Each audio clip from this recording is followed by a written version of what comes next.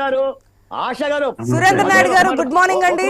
సురేంద్ర గారు ఒక మాట సురేంద్ర నాయుడు గారు ఏంటి ఇప్పుడు పెన్షన్స్ తీసేస్తానంటున్నారు. ఓకే, అనర్హులుగా ఉంటే తీసేయాలి చేయాలి, కానీ ఆ వడపోత ప్రక్రియ అనేది చాలా ట్రాన్స్పరెంట్ గా ఉండాలి. మీరంతా ప్రభుత్వం వచ్చిన తర్వాత ఏ విధంగా చేస్తున్నాం ఏంటి అని చెప్పి క్లియర్ కట్ గా అదంతా డేటా కూడా మేము ప్రజలకి అందుబాటులో ఉండే విధంగానే పెడతామని చెప్తూ ఉన్నారు.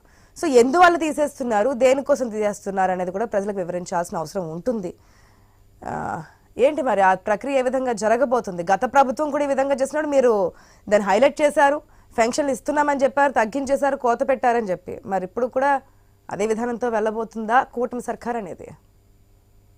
ఆశ గారు, మీకు ప్యానల్లో ఉన్నటువంటి పెద్దలకి అదే విధంగా ఐ న్యూస్ వీక్షిస్తున్నటువంటి ప్రేక్షకులకు అందరికి కూడా శుభోదయం తెలియజేసుకుంటూ, ఇప్పుడు తెలుగుదేశం ప్రభుత్వం 2014 నుండి 2019 వరకు ఇచ్చిన మాట ప్రకారం ఎవరికి కూడా పింఛన్ తొలగించాలి. ఆ రోజు కూడా మీరు గమనించండి, వీళ్ళు గగ్గోలు పెట్టారు, మా పింఛన్ తొలగించేస్తున్నారు, మా పింఛన్ తొలగించేస్తున్నారని. పారదర్శకంగా చేసింది.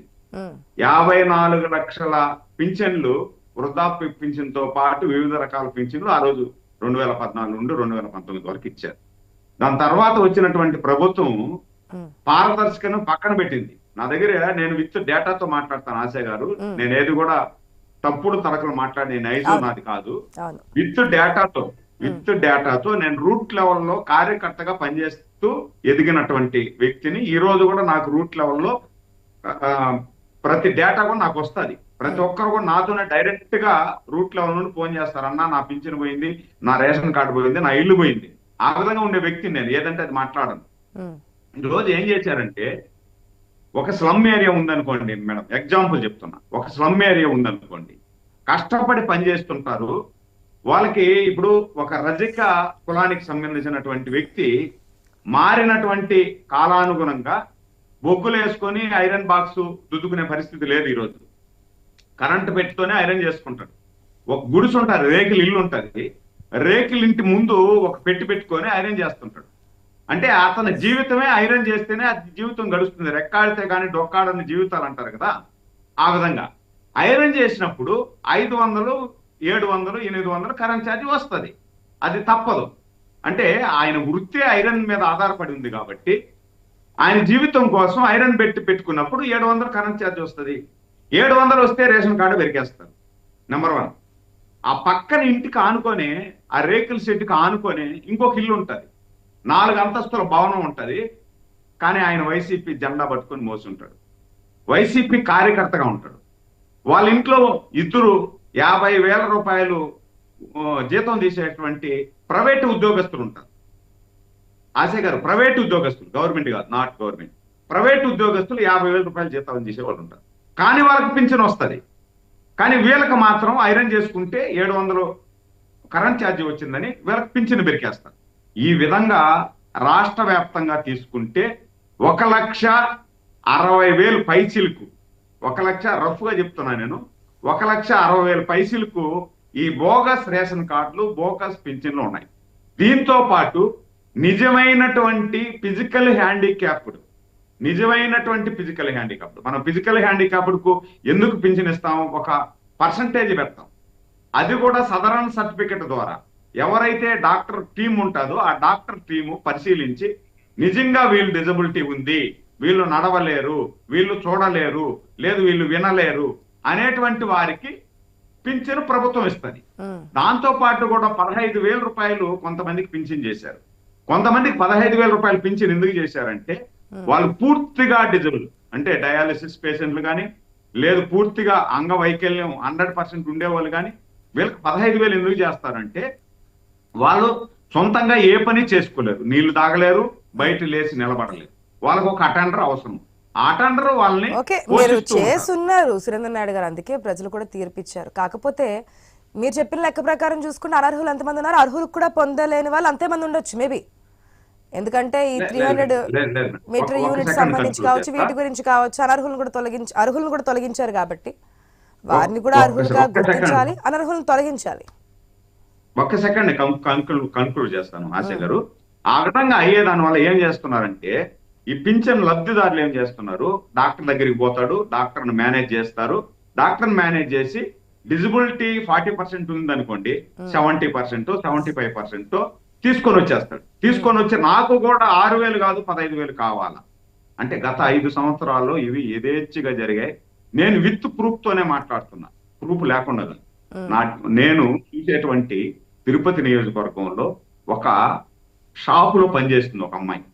షాపులో పనిచేస్తుంది. వాళ్ళ హస్బెండ్ పూర్తిగా చెవులు వినపడవు, కళ్ళు కనపడవు. 2014లో నేనే దగ్గరుండి పింఛన్ తీయించా. దాని తర్వాత ఏం చేశారు వీళ్ళు, ఆ అమ్మాయి నేను పింఛన్ తీయించాను అనే ఉద్దేశంతో నాకు ఏజెంట్ గా కూర్చుని, చదువుకున్న అమ్మాయి ఏజెంట్ కూర్చొని పెట్టి ఏజెంట్ కూర్చుని, సర్వసాధారణం కదా మేడం, ఏమవుతుంది ఏజెంట్ కూర్చుంటే వాళ్ళ వర్క్ వాళ్ళు వేసుకోమంటారు, దొంగ ఓటు వస్తే అబ్జెక్షన్ చేస్తారు. ఆ కసి పెట్టుకొని వీళ్ళు అధికారంలోకి వచ్చిన తర్వాత ఒక రజక కులానికి చెందినటువంటి ఆ భాగ్యురాలు పాపం నర్సుగా ఉద్యోగం చేస్తుంది. ఆ అమ్మాయి నర్సు ఉద్యోగం చేస్తే 5,000 జీతం ఇస్తారు. వాళ్ళ హస్బెండ్ ఏం పని చేయ పిల్లలు వాళ్ళకి పింఛను పెట్టేశారు. నేను తీర్చినటువంటి ఇల్లు అలాట్మెంట్ దగ్గరికి వచ్చింది. అలాట్మెంట్ దగ్గరికి వచ్చినప్పుడు ప్రభుత్వం మారింది.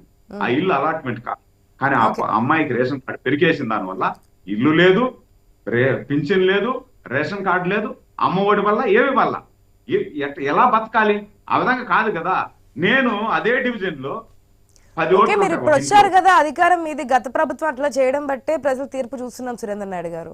అదే చెప్తున్నాం, గతంలో ఈ విధంగా పెన్షన్ సంబంధించి కావచ్చు, రేషన్ కార్డులకు సంబంధించి కావచ్చు, ఏదైతే మార్పులు తీసుకొద్దామని చెప్పి ముందుకెళ్లారో దాంట్లో నియోజకవర్గాల్లో గ్రామాలు జరిగినటువంటి అవకతవకల కారణంగానే ప్రజా తీర్పు మనం చూస్తున్నాం. అందుకే వడపోతల కార్యక్రమంలో వడపోయాలి అని చెప్పి అనుకున్నప్పుడు ఎవరు అర్హులు ఎవరు అనర్హులు అని తేల్చే విధానంలో కాస్త స్పష్టంగా ఉండాలి. అది ప్రజలకు చెప్పాలి, ఇదిగో వీళ్ళకి తీస్తున్నాము, ఇంకో ఫేక్ వచ్చాయి, ఎవరికి ఫేక్ ఏంటి. మళ్ళీ ఇక్కడ అధికారులు ఇన్వాల్వ్మెంట్ ఉంది. నేను కలెక్టర్ సదస్సులో కూడా అదే చెప్తున్నారు, మీది కదా ఇది, మీ డిపార్ట్మెంట్ కదా అని చెప్పి. ఎస్ ప్లీజ్ కంక్లూడ్ అండి. నిన్న ముఖ్యమంత్రి, గౌరవ ముఖ్యమంత్రి గారు కూడా క్లియర్ గా కలెక్టర్ సదస్సులో ఏం చెప్పారంటే, మీరు ప్రతిదీ కూడా రూట్ లెవెల్లో చెక్ చేయండి. అవును, ప్రతిదీ చెక్ చేసి నిజమైన లబ్ధిదారులకు ఎవరికి కూడా తీయద్దండి. నిజమైన లబ్ధిదారులు ఎవరికి కూడా పింఛన్ రాకుండా ఉంటే ఖచ్చితంగా వాళ్ళకు పింఛన్ కల్పించండి. ఆశ ఉంటుంది కాబట్టి నిజమైన లబ్ధిదారులకు పింఛన్ ఇవ్వండి. నిజమైన లబ్ధిదారులు కాని వాళ్ళకి ఎంతటి వారైనా సరే, ఏ పార్టీకి సంబంధించిన పింఛన్ తీసేయండి. ఇవన్నీ కూడా జరగాల్సినటువంటి పరిస్థితి ఉంది. ఈ విధంగా 5 సంవత్సరాలలో రాజకీయ నాయకుల కుటుంబాల్లో కూడా పింఛన్ తీసుకున్నటువంటి వారు ఉన్నారు. వాళ్ళందరి దగ్గర మళ్ళా రికవరీ చేయాలి. మనం పింఛన్ తీసేసేదే కాదు, రికవరీ చేయాలి, స్ట్రిక్ట్ గా ఉండాలి అనేదే చంద్రబాబు గారు ఇచ్చినటువంటి వాగ్దానం. ఇప్పుడు అవన్నీ కూడా చేయడానికి ఎంత టైం పడుతుంది, ఏ స్థాయిలో చేస్తారు? సచివాలయం ఎంప్లాయీస్ ఉన్నారు, వాళ్ళ ద్వారానే ఇది జరుగుతుంది మేడం. సచివాలయం ఎంప్లాయీస్ వచ్చి గవర్నమెంట్ వాళ్ళు ఎవరు కూడా ఇప్పుడు గ్రామ క్లియరెన్స్ చేసిన తర్వాత, ఆ వడపోత జరిగిన తర్వాత మాట్లాడదాం నిజంగానే అది ప్రజా శ్రేయస్ కోసం జరిగిందా, ఏ విధంగా జరిగిందని. Okay right, next topic. ఏదైతే కూటమి ప్రభుత్వం ఏర్పడి 6 నెలలు అయింది, గత ప్రభుత్వం అధికారం కోల్పోయి 6 నెలలు అయింది, కానీ వలసలు మొదలయ్యాయి. ఇక్కడ 2 పాయింట్స్. ఒక పక్క అటుపక్క ఉన్నటువంటి ముఖ్య నేతలు, మంత్రులుగా పనిచేసిన వాళ్ళు కూడా పక్కదారి పడుతూ ఉన్నారు. 6 నెలల సమయంలోనే విమర్శలు చేస్తున్నారు, ఇప్పటికే ఈ విధంగా చేస్తే ఎట్లా అని చెప్పి. మరోపక్క ఇక్కడ ఆల్రెడీ వెయిట్ ఎక్కువ ఉంది. 3 పార్టీలు నామినేటెడ్ పోస్టులు ఇవ్వాలన్నా ఇబ్బంది అయిపోతుంది, మంత్రులుగా ఇవ్వాలన్నా ఇబ్బంది అయిపోతుంది. తీసుకున్న వాళ్ళని, అంటే గత ప్రభుత్వం ఉన్న వారిని మేము తీసుకోము అని చెప్పి ముందే ప్రభుత్వం, కూటమి ప్రభుత్వం నాయకులు చెప్పినటువంటి సిచ్యువేషన్ ఉంది.